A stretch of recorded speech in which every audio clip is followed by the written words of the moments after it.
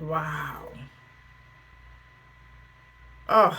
Hello, my beautiful YouTube family. Welcome back to the L portion of Tell Joanne. I am your girl, Joanne. Guys, I've just been like this week, I don't even know. I just been thinking about Elvis. I've been talking about Elvis.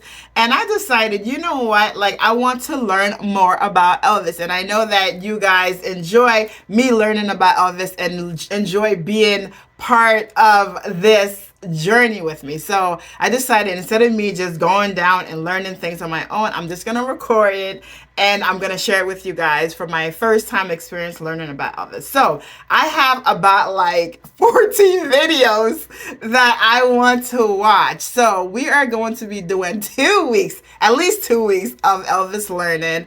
And I think I'm either going to air it at 7 o'clock or 8 o'clock. I'm not sure. But when the first one airs, you know that it's going to be that at every time. Okay. So I'm going to try to make this intro the same and I'll put a timestamp on it. So I'm super excited. And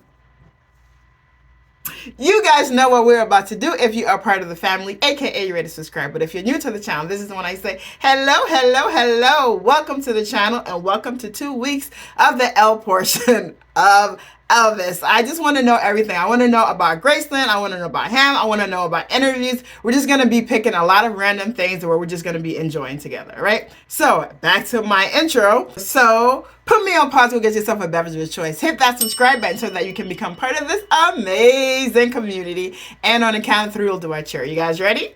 1, 2, 3.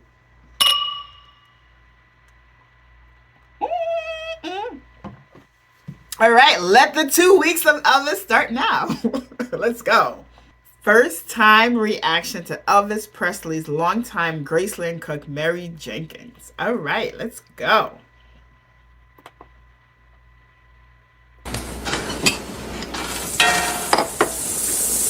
That morning when I walked into the dining room, I spoke. I said, "Good morning." He said, "Good morning." I said, "What are we going to have for breakfast this morning?" He said, "Fried peanut butter and banana sandwich." And I Fried? looked at him. I said, "What?" He said, "Fried peanut butter and banana sandwich." I said, Fried peanut butter and banana sandwich, y'all. I've had peanut butter and banana sandwich. Comment below if you guys have it, and it is good. It is good. But fried, I never heard that before. Comment below if you guys are willing to try that. Wow, I don't even know. Let's see how good she make it look on the TV before I decide if I'm going to try it or not. But I paused because I'm looking at her shirt and I'm just loving her shirt. I don't know how many years later this video is done, but I can see from the back it's an older, maybe 70s, 80s style of kitchen. But I just love the shirt that she has on there. They told her and they said, "We're going to interview you for Elvis." She said, she's not wearing one of his shirts every day. She said, "Let me put on this shirt." Okay, that's right, sister. But fried peanut butter sandwich. All right, let's go. I never heard of it. The first time I went in, fixed the sandwich and put it on the tray and brought it back, that wasn't right. His father was sitting there, and he said, "Mary, I'm going with you and help you. And let's see, maybe both of us can get it right." I said, "Okay." And he said, "Let's toast the bread first." Okay. So we toast the bread and then spread the peanut butter on it and sliced the bananas and put on it. And put them into the skillet and kept turning them with the spatula. And turned them till they got heated all the way through. My cholesterol level's going up, y'all. Then I take them and cut them, put them on the platter and taking them back to him. And he said, "That's what I want, that's right." And then smile.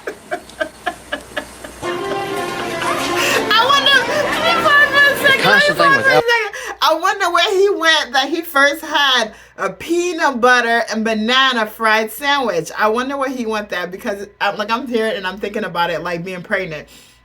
They say pregnant ladies have the craziest craving. Guys, when I was pregnant, the 2 times I was pregnant, I never had any weird cravings at all. I never did. So I missed on those opportunities of eating pickles and this juice, and I didn't have anything at all.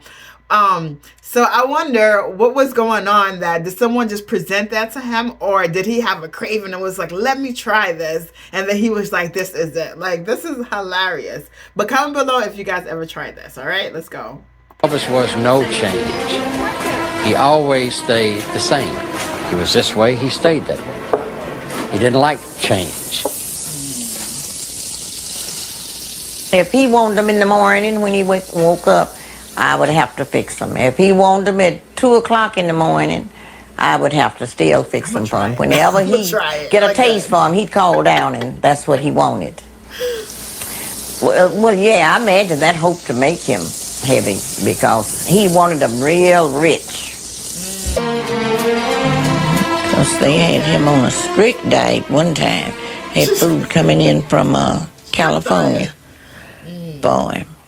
And sometime he would eat it and sometime he wouldn't.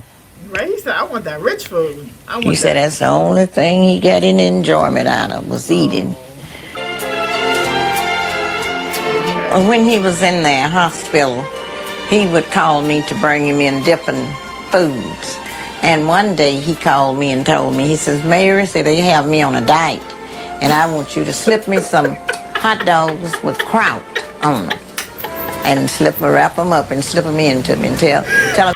If you ever been in the hospital, you know what they're talking about. It's so funny. And I'm hearing her talk, and I'm imagining my dad, right? And that's him. He's in the hospital. He said, they're trying to kill me. What they feeding me? Because they're feeding you healthy stuff, because your cholesterol is too high, because your blood pressure and all of those things too high. And then those guys have people like us coming in and sneaking these bad food for them. But you know what? Like, I feel like every once in a while, you need some type of happiness in your life. But, oh, that's so horrible. That's so horrible that I say that. But, I'll probably be like Mary, sneaking in food. Shame on me. Some clothes that you was bringing me up here. So I went on in with the bag in my hand and handed it to him, Mr. Elvis, and he looked at me and smiled. He said, Mary, we can get by them, can't we? I said, yeah, we sure can. And he opened that bag up and went to working on them hot dogs. And this is the house that Elvis bought for me. He bought it in 1974. And he came and picked the house out. Put a pause on that. I didn't see that coming. This is the house that Elvis bought for me. How many people can say that the employer bought them a house? How many cooks can say that? This is what I'm talking about. This is Elvis treated everyone like his family. They were not just employees. They were family. That's what I'm talking about. Wow. That's what I'm talking about. And I liked it, and he liked it. So he said, well, Mary, this is your house. Came and picked the house out for me. And I liked it, and he liked it. So he said, well, Mary, this is your house, if you like it. I told him I loved it. It was really nice. What can we do now? He was just a sweet person. The last thing was that cheeseburgers. Saturday night or Sunday night and Monday night, he didn't eat anything. I said, you're not going to eat anything for me before I go. He said, I ain't hungry. I just want to rest. And I said, well, okay then. Night-night, and I'll see y'all tomorrow. He called me May we. He said, well, okay, May we, I'll see you tomorrow. And that's the last time I seen him alive. That was 5 minutes to 2 in the morning.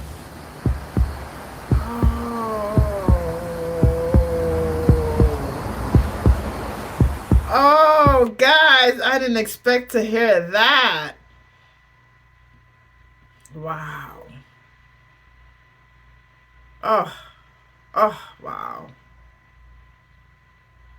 Oh.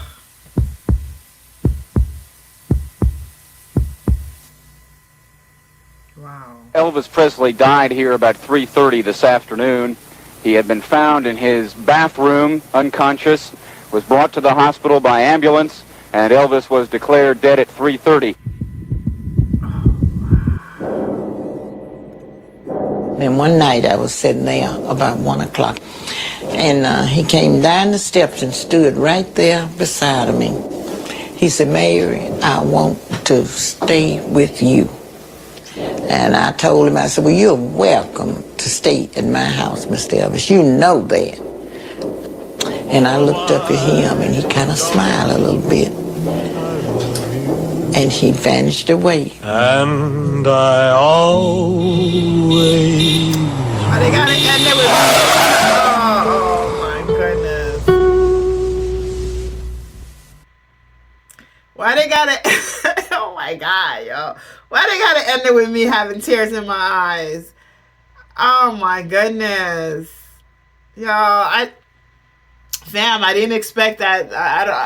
That's what it is. I'm watching these interviews. I can't even say I didn't expect because I can't expect anything. This is my first time watching it.